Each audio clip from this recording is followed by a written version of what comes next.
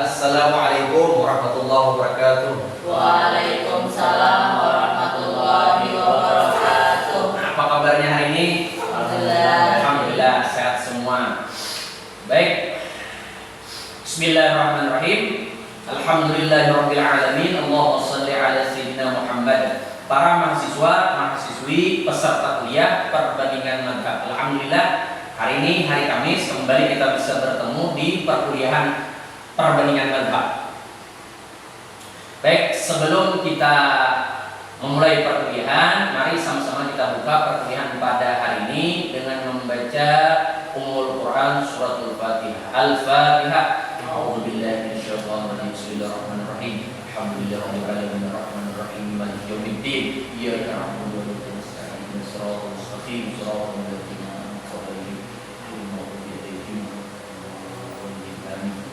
Selanjutnya, mari sama-sama kita membaca doa, berdoa bersama dengan harapan mudah-mudahan apa yang kita pelajari, apa yang kita bahas pada hari ini menjadi ilmu yang manfaat barakah, dipimpin oleh ketua kelas Fadila. Silakan Fadila. Bismillahirrahmanirrahim.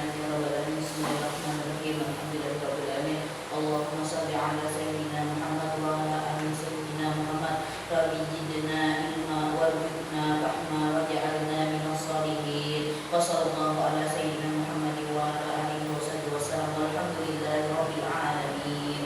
Alhamdulillahirabbil alamin. Terima kasih. Sebelumnya kita absen dulu peserta kuliah perbandingan madhab. Di kelas ini jumlah mahasiswanya ada 35 orang. Yang tidak hadir siapa ketua kelas yang tidak hadir hari ini? Abdul Karim Muhammad. Abdul Karim. Baik, keterangannya sakit. Baik, yang lain bisa berhadir. Alhamdulillah sehat semua. Baik, pada perkuliahan hari ini kita akan membahas materi tentang faktor pendorong perkembangan madhab fikih. Para mahasiswa, mahasiswi, peserta kuliah perbandingan madhab, hari ini kita memasuki pertemuan yang ketiga. Kita membahas tentang faktor pendorong perkembangan madhab fikih.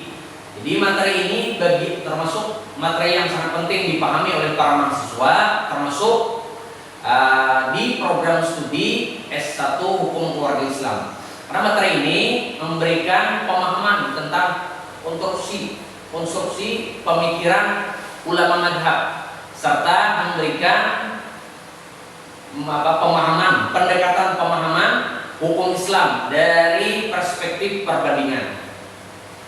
Baik, kita akan masuk ke materi hari ini, yaitu tentang faktor pendorong perkembangan madhab fikih yang sangat penting dipahami. Karena di program studi kita ini lulusannya nanti ada yang jadi hakim, ada yang jadi panitra, ada yang jadi konsultan hukum, ada yang jadi penghulu, ada yang jadi dosen. Nah, ini materi ini bagian yang penting kita pahami supaya melahirkan para calon sarjana-sarjana yang mereka itu mengerti, bukan hanya mengerti tentang hukum, tapi bagaimana bangunan pemikiran para ulama madhab sehingga melahirkan sikap yang kritis dalam memahami hukum Islam. Para mahasiswa, mahasiswi, peserta kuliah perbandingan madhab. Jadi kalau kita berbicara lahirnya madhab dan berkembangnya madhab, ini tercatat dalam sejarah. Madhab itu lahir pada masa pemerintahan Daulah Abbasiyah pada abad kedua sampai abad keempat. Jadi kurang lebih rentang waktu sekitar 200 sampai 250 tahun. Masa ini disebut dengan masa keemasan atau masa kejayaan fikih. Yang di pertemuan sebelumnya sudah pernah kita bahas bahwa masa kejayaan fikih hukum Islam itu pada masa Daulah Abbasiyah. Apa indikatornya? Apa tanda bahwa pada masa itu disebut masa keemasan? Mungkin ada yang bisa menjawab. Silakan, Fadila. Masa Daulah Abbasiyah itu disebut sebagai masa keemasan, masa fikih. Di antaranya banyaknya lahir apa kemarin? Banyaknya lahir para ulama. banyak ulama madhab. Sampai pada masa itu tercatat ada berapa madhab? 13 madhab. Nah, jadi sudah kita bahas 13 mazhab ini, maksudnya mereka yang mencapai derajat mujtahid mutlak. Di pertemuan sebelumnya kita membahas tentang mujtahid. Mujtahid itu terbagi kepada 3 tingkatan. Sebagian ulama membagi kepada 4 tingkatan.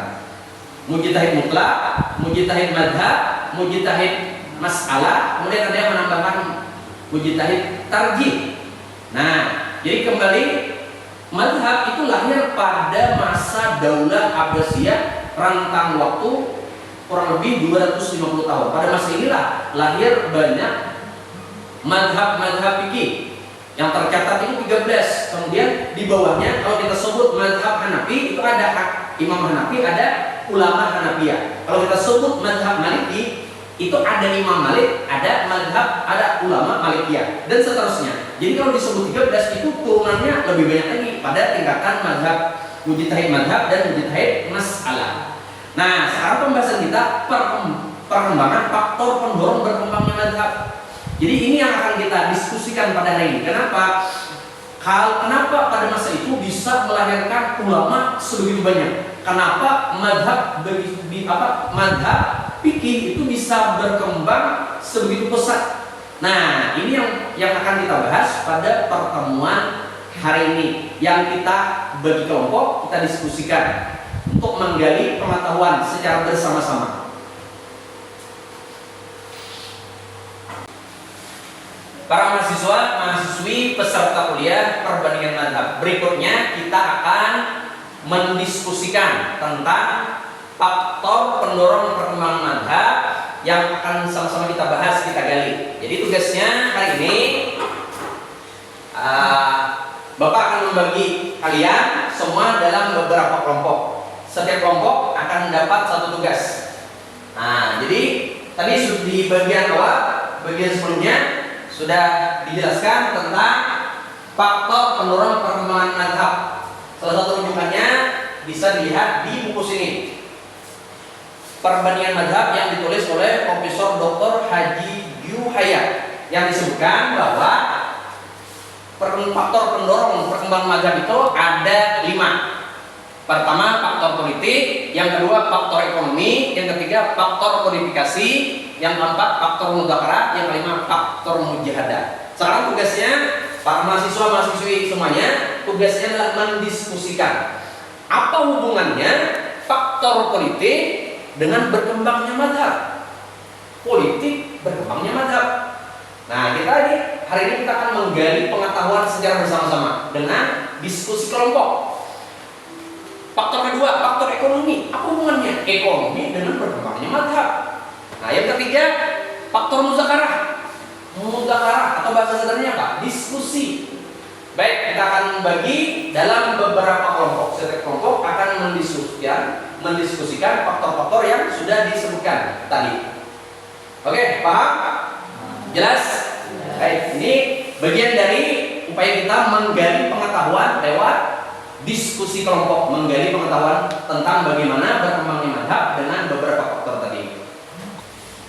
Baik, para mahasiswa, mahasiswi, peserta kuliah perbandingan madhab, tadi semua sudah diberi kesempatan untuk berdiskusi.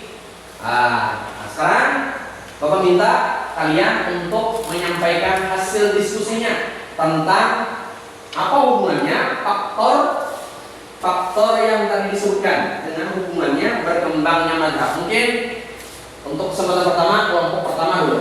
Kelompok pertama, Junaina dan Fitri, persilakan menyampaikan pendapatnya tentang apa hubungannya faktor politik dengan berkembangnya madhab. Silakan, Junaina.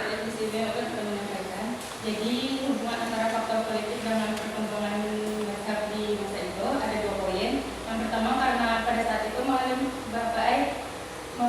banyak kerajaan dan para rajanya itu beragama Islam. Jadi kan pada saat itu tuh mereka pasti menggunakan hukum Islam, di mana otomatis para ulama-ulama itu pun akan mengikuti. Arti raja itu kan akan mengikuti para ulamanya. Jadi karena di situ tuh para rakyat akan mengikuti rajanya beragama Islam. Itulah kenapa banyaknya mazhab yang tersebar di sana. Baik, itu poin pertama yang disampaikan Junaidah. Poin kedua, Poin kedua karena perhatian pemerintah. pemerintah maksudnya Maksudnya itu karena kan para ulama itu sangat diperhatikan dan sangat dihormati oleh para ulama, oleh para raja. Jadi para ulama itu mendapatkan dukungan langsung dari para pemerintah. baik. Jadi hasil diskusi kelompok pertama ini mendiskusikan tentang apa hubungannya faktor politik dengan berkembangnya mazhab. Sehingga mazhab begitu berkembang pesat pada masa Daulah Abbasiyah. Tadi ada dua poin yang disampaikan oleh kelompok pertama. Kelompok pertama Junaidah dan Fitri. Apa tadi yang pertama? Katanya pada masa itu pemerintahan Daulah Abbasiyah itu menerapkan hukum Islam sebagai peraturan dalam kehidupan bernegara. Yang dengan menerapkan ini tadi itu mendorong orang untuk berijtihad. Itu poin pertamanya tadi. Coba kalau semua apa? Semua peraturan dalam kehidupan negara itu diatur dengan fikih, itu akan mendorong orang untuk apa? Untuk apa? Berijtihad. Kenapa? Kan yang namanya kehidupan itu terus berkembang. Ada hal-hal baru yang tidak ditemukan pada masa sebelumnya. Itu kan pada beriringnya waktu terjadi apa? Terjadi pembaruan. Ada banyak hal yang ditemui dan itu perlu dijawab dengan fikih. Nah, untuk menjawab inilah kemudian para ulama berijtihad. Ini poin pertama. Poin pertama yaitu penerapan hukum Islam. Bahkan tercatat dalam sejarah ketika Imam Malik itu pernah didatangi oleh Khalifah Harun Ar-Rasyid yang meminta kitab Al-Muwatta'nya Imam Malik itu diletakkan di Baitullah supaya kaum muslimin pada masa itu berkiblat kepada mazhab Maliki. Walaupun kemudian Imam Malik memberikan jawaban bahwa dalam bermazhab tidak perlu ada pemaksaan. Tapi maksudnya ini ada apa? Ada peran politik, ada campur tangan politik dalam perkembangan mazhab. Jadi sangat efektif adanya campur tangan politik dalam apa? Dalam perkembangan mazhab. Jadi kalau kita bicara penerapan hukum, itu kan ada tingkatan individu, ada masyarakat, ada negara. Karena ini sudah level di negara, maka sangat mudah menyebar. Nah, kemudian kedua tadi apa? Sebenarnya? Perhatian pemerintah. Nah, perhatian pemerintah ini sangat betul sekali. Apa ada pendapat lain? Atau sepakat dengan pendapatnya tadi? Sepakat. Kenapa? Karena sejarah mencatat bahwa pemerintahan Daulah Abbasiyah itu sangat perhatian kepada ulama. Bahkan tercatat itu di antaranya apa? Ini contoh cerita kecil. Khalifah Harun Ar-Rasyid itu pernah meminta anaknya untuk apa? Hasbi, mengudukan gurunya. Anak dari Khalifah Harun Ar-Rasyid diminta untuk mengudukan gurunya Imam Malik. Itu begitu ulama pada masa itu diposisikan sangat tinggi. Nah, bagus hasil diskusi kelompok pertama Junaidah dan Fitri tadi. Jadi ada 2 poin. Mungkin ada kelompok lain yang ingin bertanya? Cukup?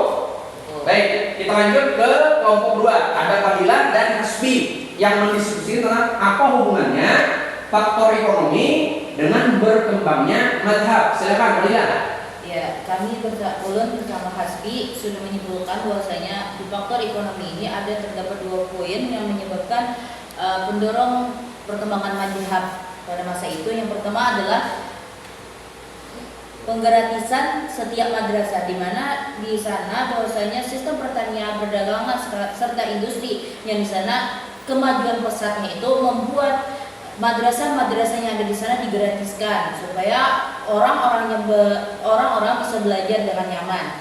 Seperti itu. Yang kedua adalah pelajar dan pengajar diberikan kesejahteraan yang dimana orang di sana tuh dibiayai untuk bisa belajar di tempat-tempat yang diinginkan. Baik, ini yang disampaikan oleh kelompok 2 tentang hubungan ekonomi dengan berkembangnya mazhab. Jadi ada 2 poin. Ada 2 poin yang disampaikan tadi. Pertama tentang gratis. Yang kalau kita bicara sekarang mungkin di Indonesia itu ada program apa? Pak Prabowo tuh sekolah apa namanya? Yang gratis apa? Sekolah rakyat ya, mungkin seperti itulah. Tapi kan untuk sementara di Indonesia di Indonesia itu hanya untuk tingkat SD saja. Jadi luar biasa tadi. Apa tadi? Faktornya pada masa itu pemerintahan menggratiskan semua level madrasah. Nah, kemudian yang kedua, Pengajian dan pengajian diberikan kesejahteraan. diberikan kesejahteraan, fasilitas yang luar biasa sehingga mereka bisa fokus. Nah, akhirnya ketika mereka fokus belajar itu menghasilkan orang cerdas alim yang menurut fikih terus berkembang. Kemudian yang terakhir kelompok 3 Lini dan Aida. Silakan. Bapak, faktor toleransi. Para ulama pada masa dakwah Islam itu memiliki tradisi diskusi atau debat ilmiah yang dapat melahirkan pengetahuan baru. Jadi adanya pertukaran pikiran antar ulama fikih. Nah, kemudian masih lagi. Ya, jadi membandingkan berbagai pandangan hukum, melakukan ijtihad bersama, serta mencari solusi hukum dalam bentuk berbagai masalah yang menghadapi. Baik, jadi ini yang didiskusikan oleh kelompok 3 oleh Lini dan Aida. Apa hubungannya tradisi mudzakarah dengan berkembangnya mazhab? Nah, pada masa itu para penuntut ilmu, para ulama punya tradisi mudzakarah atau bahasa sederhananya apa? Diskusi. Nah, ini yang perlu kita kembangkan dalam berbagai level pendidikan, tradisi diskusi. Bahwa berbeda itu biasa. Berbeda bukan berarti salah. Berbeda tidak harus menyalahkan. Berbeda itu memberikan ruang untuk berdiskusi yang melahirkan pengetahuan baru. Luar biasa hasil diskusi kelompok 3. Mudzakarah, tradisi keilmuan yang luar biasa. Dengan berbedanya antara Imam Malik dan Imam Syafi'i itu melahirkan pengetahuan baru. Imam Syafi'i dengan Imam Ahmad melahirkan pengetahuan baru. Luar biasa. Tepuk tangan untuk kalian semua. Alhamdulillah, luar biasa diskusi kita hari ini. Bahwa hari ini kita membicarakan apa tadi? Para mahasiswa semuanya membicarakan faktor pendorong perkembangan mazhab fikih. Luar biasa. Sekali lagi, tepuk tangan untuk kalian semua. Alhamdulillah. Jadi demikian materi perkuliahan perbandingan mazhab yang membahas tentang faktor pendorong perkembangan mazhab. Mudah-mudahan apa yang kita pelajari pada pertemuan hari ini menjadi ilmu yang manfaat barokah. Kita tutup dengan mengucapkan hamdalah, alhamdulillahirabbil alamin. Sekian dari saya. Hadanallahu wa iyyakum ajmain. Assalamualaikum warahmatullahi wabarakatuh. Waalaikumsalam.